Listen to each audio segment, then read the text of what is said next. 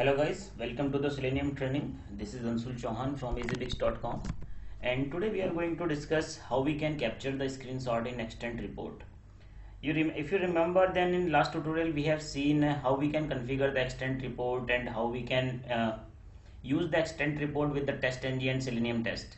We have also seen what are the features available in the extent report, that how can you debug and how can you show the test steps, how can you explore all the tests available in the suites, and there are a lot of stuffs. So if you have not gone through with the last tutorial, then please go through with the last tutorial first, then we will see how we can capture the screenshot in extent. So let's move to our today's high level agenda. So very first, the requirement is why screenshot is required. So this is many times you have seen when you are executing the UI test and you are getting some kind of errors like element is not visible, or particular some kind of assertion is going failed, or some kind of other errors like text box is not clickable, or anything could be like this. So in these case we require the screenshots, because a screenshot gives us the clear picture. Okay, is my script working on the correct page, or the correct page has been opened by the Selenium, or what are the elements available on that particular screen at the time when the operation is being performed. So there are a lot of requirements regarding the screenshot. Screenshot makes your debugging, test debugging is very easy. Using the screenshot you can capture the current state of your web application, where the actual exception or where the actual failure is going on. So to make the debugging easy, we need screenshots in UI tests. Now next thing is capture screenshot in Selenium, or capture screenshot in Selenium. So to insert, basically extent report is an report, okay, which is being generated by the content which is being provided by the TestNG. So TestNG by default generate a report in test output folder, and extent report use that particular data to design the extent report. Okay, so there is no feature available inside the extent to capture the screenshot. Capturing the screenshot is a work of Selenium WebDriver, because Selenium WebDriver is working on your web application. Extent report is just a third-party library which will show you what is being correct and what is being wrong. So you need to capture the screenshot using Selenium. So we will see how we can capture the screenshot using Selenium. So if you remember, then we was working on this project EasyBix YT. Okay, this time I have already implemented the code inside my Eclipse. Why? Because sometimes I feel to implement the code with the when we are recording the video, it takes a lot of time. So this time to save the time, I have already implemented the code. I will explain each and every single point what I have implemented to capture the screenshot, or add the screenshot in the extent report, and then we will see our actual extent report. We will execute our program and we will see our actual extent report. So for this, I have created to capture the screenshot, I have created a package com.utility, and inside this package I have already created a class capture screenshot.java. So I will open it. Okay, so this is my public class. I have created a public Java class capture screenshot in Java. Sorry, capture screenshot. Inside the capture screenshot, let me make it clear. Inside the capture screenshot, first I have created the public static function capture screen. So I will explain each and everything, what is why it's a static, and why it is returning a string, and what kind of parameter is being accepted. So I have created a method public static string capture screen. So capture screen is a method which is responsible to capture the screenshot. This method is accepting the two parameters. One is WebDriver and another one is string. This string is something which should be the name of my screenshot. Okay. Why it is throwing the IO exception, we will discuss it later. First, let's discuss why it's public and why it's static. It's a public. Why? Because we need to use this method throughout my test project. This is the single method which will capture the screenshot. Okay, and it may be possible you may create a lot of packages. You may create your packages for the profile test cases, packages for the registration test cases, or packages for the different functionalities. Okay, so throughout the functionalities, to access this method, this should be public, because of the public access modifier, this method can be accessed throughout your test project. Now question comes, why it's static? So to understand the complete use of static keyword, you need to go with the static keyword tutorials. I have already provided the link in the description of the video, so you can go through that. Why it's a static? Because to call this function, because it's a static, so to call this function I don't need to create the object of capture screenshot. As we know, static elements of any class can be directly called with the name of the class, so that's why it's a static. Okay, it is accepting two kind of parameters. The first one is WebDriver object and second one is string, and this string would be the name of my screenshot file. So very first thing what I am doing inside the method is I am creating the object of take screenshot. Okay, and typecasting the WebDriver. Okay, take screenshot is a class inside the inside the Selenium, which is responsible to capture the screenshot. Okay, then I will create the object of file. I will declare a variable file type, and I am using screen, the object of take screenshot, and get screenshot as output type dot file. What this will do, this line will capture the screenshot and keep it as a file type. In the next line, I am creating the path. This is being called, the variable name is dest, or you can save anything like here. In the very first, what I am doing system.getProperty user.dir. What this will return? This will return me the path of my project. This will return me the path of this project, EasyBix YT. Okay, inside this path I am appending a directory test hyphen screenshots, and then I am appending the value what I am getting here, what I am passing to this method, and that I am putting .png. So basically what I am doing here, I am creating a directory inside my test project, and inside that directory I am saving a file which names which will name the name what I will pass over here, and with the extension .png. So it will png, you all know the png is the extension of image file. So this will keep the screenshot, actual screenshot image. Now what I am doing, I am creating the file object and passing the destination to it. So it will create the file with this name, and then I am copying the src to target. That's simple.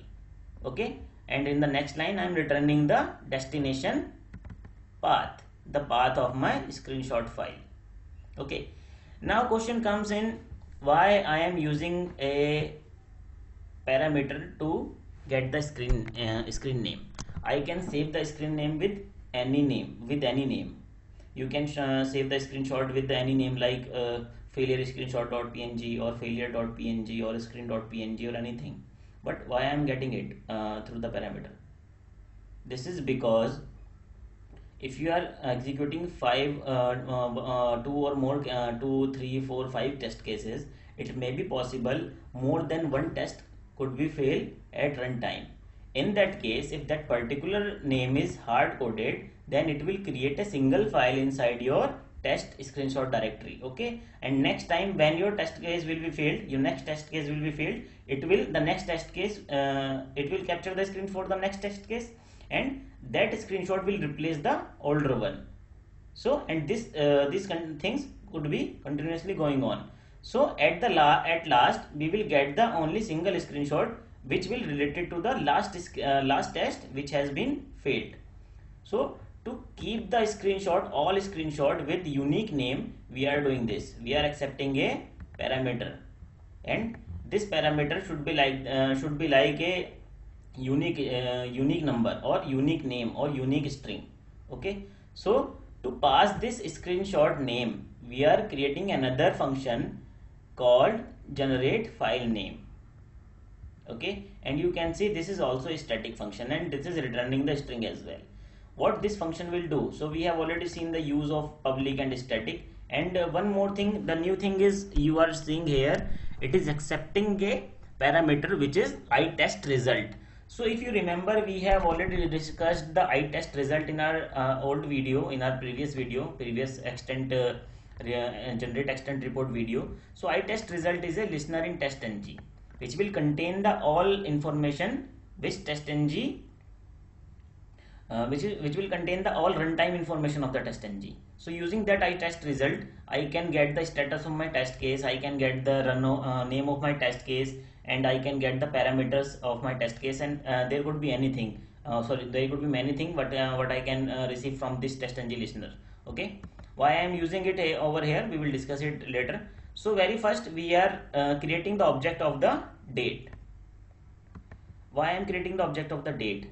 To create a unique name for my file, for my screenshot file, I am using a date function. So what I will do, what I am trying to do, I am basically I am capturing the screenshot, okay, and name it using the test case name plus date format till millisecond. So what is the benefit of it? It will benefit you every time the screenshot will be captured, it will automatically get a unique name, because, and it will automatically get unique name. Why? Because we are using date, so date until millisecond. So you can see here I have I have created the function for the date format, simple date format, which is accepting YYY_MM_DT and 3 times of S. What it is denoting? It is denoting the milliseconds. So I am capturing the screenshot and getting the date accurate to the millisecond. Okay. In the next line, I am creating a file name, and using the itest result, I am getting, using this line, result.get name. This will return me the name of my test case, which is being run by the testng, the currently executing test case. This will provide you the name of currently executing test case. I am using this and appending the date format dot date, passing this date, the new date, and I am appending the current today's date with the place of 3 millisecond to it. So this will always generate me the unique name. Why? Because if more than 1 or more than 4 or more than 5 steps are failing in a single test case, suppose you are using soft assertion and more than 1 steps are failing, then obviously the next command of Selenium will, suppose your step 2 failed, now your step 5 has been failed. So there should be always some kind of difference between the time of when the test step 2 was executed and when the step 5 was executed. That's why I am taking the time, or I am taking the date up to millisecond of the 3 place of millisecond. Okay, so that's why it will generate the unique name, and in the last line I am returning that unique name, the file name which has been generated over here. So this is the way how I am doing two things over here. First I am capturing the screenshot, and in the second function I am generating a name, or I am generating a screen, or sorry, I am generating a string which has I am generating a unique string. That's it. Okay, come to next slide. Next is insert screenshot in extent report. Okay, so I have created a file inside my report package, extent report.java. Let me open it. Okay, so going through from the very first line, this is the extent report Java file. I am creating the object of extent reports, HTML, extent HTML reporter, and extent test and WebDriver. We have already seen why these all these required in the previous video, and in the before test I am just initializing the extent report, and we have seen this particular things in the before test. What is present inside the before test? how we can, why we are initializing the extent report and what is the use of it in the previous video, in which I have explained the generate the extent report in Selenium. So if you're not able to get it, then you need to first go through with the last tutorial, generating extent report using Selenium. Okay, inside the before method I am basically invoking the application, open application. Here I am invoking the application using system.setProperty WebDriver.chrome.driver, and I am passing the Chrome driver.exe path over here. So we have already seen this in the in previous tutorials, why we need this and why the why it is required. And then in the next line I am creating the object of the Chrome driver. Then I am maximizing the window.driver.manage.window.maximize. Then I am inserting the URL of Facebook inside my browser.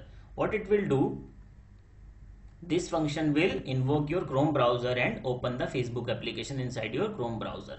And please note, I am executing this particular method inside my @before method annotation. What does it mean?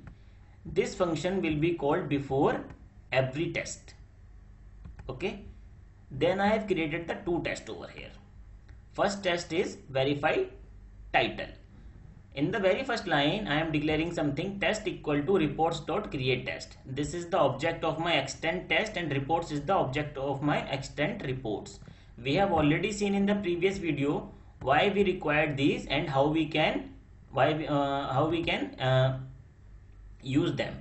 Using the create test, I am inserting the test case name inside my extent report. Okay, this is the string where I am expecting some kind of title. Basically in this particular test I am comparing the actual title and the expected title of my Facebook landing page. So in the expected title I am expecting Facebook hyphen login or sign up. This should be the title of my Facebook page, landing page. And in the actual page title I am basically getting the actual title of my web page using the getTitle method. Okay, using the assertion I am comparing the expected and the actual result. So we have already seen all these things, how you can invoke the application, how you can invoke the browser, and how you can maximize the windows, and what is the use of assertion. We have already seen all these things. If you are not able to get it right now, then you need to go to the Selenium tutorials or the TestNG tutorials first, because you need to start from the very beginning. Why? Because reporting is the last feature, reporting is the last work what we need to do. If in automation testing or in any testing, first you need to write down the test case, then execute them, then reporting comes in the picture. So to understand the reporting, first we go through with the Selenium and TestNG tutorials. Okay, so and again I have created the second test, which is fill registration form test. So as I know this is the correct Facebook login or sign up, this is the correct title, so this test case will be passed. But I am failing the second test case deliberately. Okay, let's see how we are failing it. In the very first line I am inserting the test case name inside my extent report. Then I have created the object of web elements, first name, last name and submit button. So let me show you what are these. Facebook, I am creating the first web element object of first name, last name and submit button. The first name is this, last name is this surname, and submit button is create an account button. So what I am doing in this test case, I am inserting Anshul in my first name, Chauhan in my second name, and then I am clicking on my create account button. So if I insert something over here like test1, and I will click on the create account button, then I will get the error. Because why I am getting the error? Because I am not filling the complete registration form. That's why I am getting the error. Okay, so that's exact thing what I am doing here. I am click on the button, then if the test case, if it will accept the account, it will accept the form, registration form, then obviously it will navigate to the next page, which could be the Facebook home page. So I am supposing I am doing all things right, and I am expecting that I should be land on the next page, which has the title Facebook home, and I am getting the actual title using this method, using the get title method. In the last line I am comparing the actual and expected one, which obviously will be different. Why? Because I am not filling the complete form. This test case will be failed. Why I am doing this? To show you the exact reporting, that how extent report will behave when the test case will fail and how extent report will behave when the test case will be passed. After this, I am using another method, set test result, inside the @after method annotation. After it is the particular method is attached with the after method annotation. It means this method, the set test result method, will execute each time when a test case will be executed. Okay, so we have already seen that particular method, the implementation of this method in my last tutorial, in the extent report tutorial. What I have added new over here, this line is new. String screenshot, capture screenshot, capture screen. This is new. And what I am doing here, let us understand. I am generating a string screenshot, okay, in which I am calling a class capture screenshot and the method of capture screen. Which method? Which I have created in my capture screenshot class, in my last class. And as you know, this method is accepting two parameters. The first one is object of the WebDriver, which I am passing, and second thing is screen name, and screen name is screenshot name. And you can see in the second function I am generating a unique string to save the screenshot with the unique name. So here I am passing the second method as a parameter, capture screenshot dot get file generate file name, and inside this I am passing the object of iTest result. Why? Because it is accepting the object of iTest result. On the basis of iTest result, I am basically getting the currently executed test case name. So this is the line which I have inserted over here to get the screenshot file, or to get the path of screenshot file.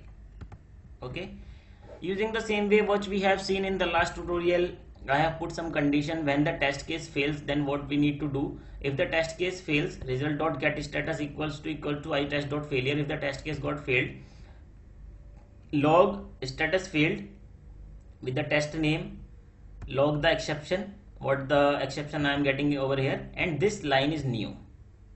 Okay, so what this line is doing, this line is basically inserting the screenshot inside my extent report. Okay, so test.fail, and it is accepting a parameter of string type screenshot plus test. This is the object of my extend test class, and this is the method which is present inside the extend test class. Add screen capture from path, and passing the path of my screenshot. Okay, so what this will do, this will basically insert that screenshot what I have captured over here inside my function capture screen.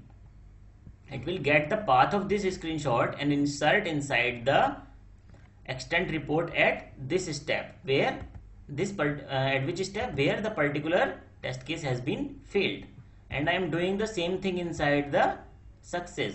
It all depend on you. Either you want to capture the only failure screenshot, then this line is sufficient. Okay, if you want to capture the screenshot for the failure cases, for the success cases as well, then you need to put the same line over here.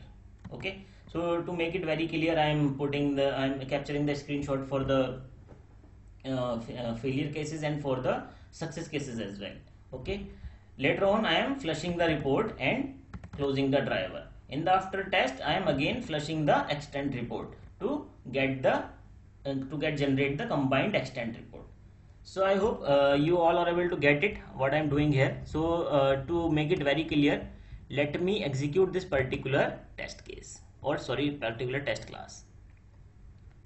Run as testng.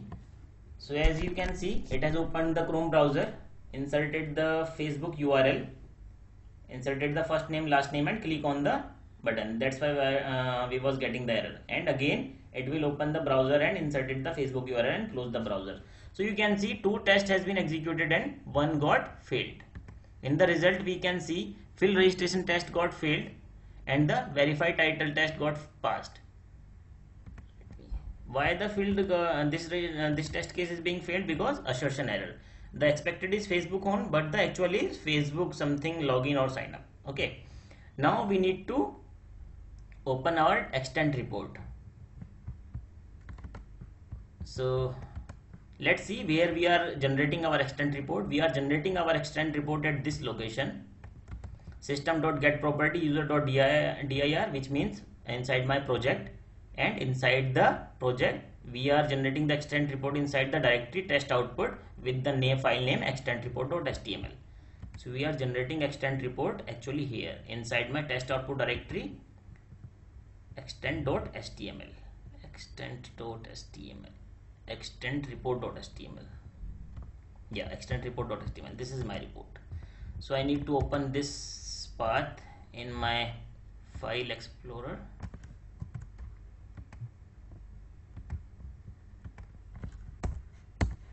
Okay, and this is my file extent report.html. I need to double click it, so it will open the report inside my browser. We have already seen the explanation of this report in last tutorial. Now we will need to see, is it actually inserting the screenshot inside my extent report or not. So first we need to see for the past test case. You can see screenshot is going captured. This is the screenshot for the first test case where we was verifying the title. So it's very clear. For the failed test case, it is first inserted the test case name, then it is inserted the error. Why the test case has been failed? Why it is inserting the error? Because we have implemented our class in a way. You can see first I am for the failure cases, first we are inserting the test name, the status, then test name, then we are inserting the failure reason. Okay, status dot fail result dot get throwable, then we are inserting the screenshot. You can see. So in the same way, first it is inserting the test case name, then the reason of the failure, then it is inserting the screenshot. So by click on this file, you can see the screenshot. So this is the error. That's why. Suppose this screenshot was not captured, then what was the problem? It will be difficult to figure out the actual problem. Using this screenshot, I clearly figure out, okay, my application is not rendering on my next page because there is some kind of error on this page. And what is the error? I am not providing the mandatory fields on this page. So this is the way how we can capture the screenshot in extent report.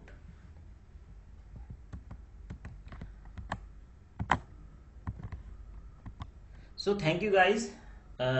We have already seen how we can generate the extent report. We have already seen how we can put the log inside the extent report, and today's tutorial we have seen how we can capture the screenshot and how we can save the screenshot with the unique name every time, and how we can capture the screenshot and insert the screenshot inside the extent report.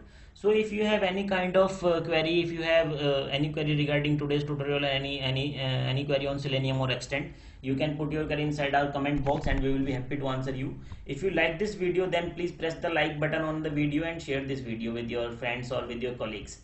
Thank you.